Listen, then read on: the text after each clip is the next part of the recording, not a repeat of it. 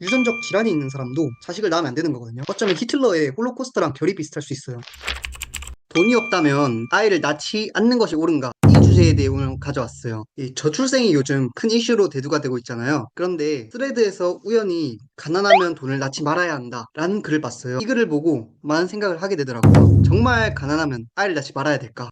그분의 주장은 이제 이랬어요. 이제 가난은 대물림 되는 거니까 끊어주는 것도 나쁘지 않지. 그리고 동물들도 환경이 안 좋으면 새끼를 안 낳아. 철장 쪽에 가든 새들 중에서 새끼 안 낳는 거 많을걸? 이라는 내용인데 여러분은 어떠세요? 저는 처음 이 의견 듣고 일리가 있으면서도 뭔가 기분이 언짢더라고요. 흔히 이제 긁혔다고 표현을 하죠. 저도 이제 돈이 없지만 그래도 자식은 갖고 싶은 그런 입장에서 어떻게 보면 돈이 없어서 자식을 낳을 그런 자유까지 박탈당하는 기분이래 그런가? 어쨌든 그렇습니다. 저는 이 주장에 대해 좀 곰곰이 생각을 해봤어요. 아니 근데 가난이라는 게 대체 돈이 얼마나 있어야 가난이라는 건데? 라고 이렇게 또 고민이 들더라고요. 살펴보니까 이 절대적 빈곤이라는 게 있고 상대적 빈곤이라는 게 있어요. 쉽게 말해서 그러니까 삶을 영위하는데 최소한 있어야 될 그 돈이 절대적 빈곤이고 100명의 사람을 줄을 세워서 51명부터 100명까지 뒤에 있는 51명부터 100명까지를 상대적 빈곤이라고 해요. 이 보건복지부에서 제공한 자료에 따르면 한국 중위소득 3인 가구 즉 부모님과 아이 한 명 있는 그런 가족을 기준으로 소득이 약 500만 원 미만이면은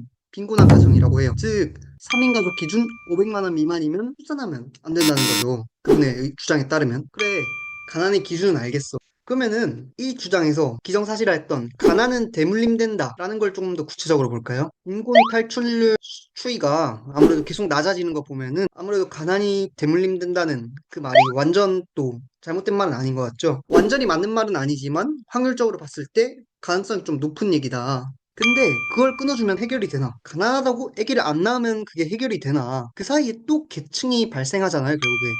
왜냐면 또 중위소득 미만의 사람들은 다시 상대적 빈곤이 되니까. 예전에 다 가난한 거랑 지금 부유한 사람이 비교적 많아진 거랑 뭐가 그렇게 다를까요? 같은 빈곤층이라고 해도 이전보다 훨씬 삶의 질도 높아졌을 건데 그거는 확실하잖아요. 삶의 질이 예전보다 높아졌다는 건. 뭐가 문제일까? 그럼 반대로 빈부격차가 해소되면은 아이를 낳는 게 또 괜찮을까요? 지금 이 기사에 따르면 지니 개수가 빈부격차를 말하는 개수인데 이거가 한국이 OECD 평균 정도라고 해요. 0.33으로. 근데 이 빈부격차가 진짜 심한 나라들을 보면은 아무래도 아직 개발도상국 쪽이 좀 많은 것 같고 이게 OECD 기준이라 그럴 수도 있어요. 그리고 지니 개수를 기준으로 봤을 때 그래서 이것만으로 봤을 때는 우리나라 외에도 빈부격차가 더 심한 나라들이 많은 걸 봤을 때는 이 돈이라는 게 무조건 출산율이랑 직결되지 않는다. 그리고 이거랑 더불어 돈이 많아도 불행한 가정이 있고 비교적 돈이 부족해도 행복한 가정이 있거든요. 물론 그 말은 이해해요. 돈이 많은 가정이 행복할 확률이 높을 수도 있지만 그거는 이해를 하지만 가난하다고 나오면 안 된다. 이런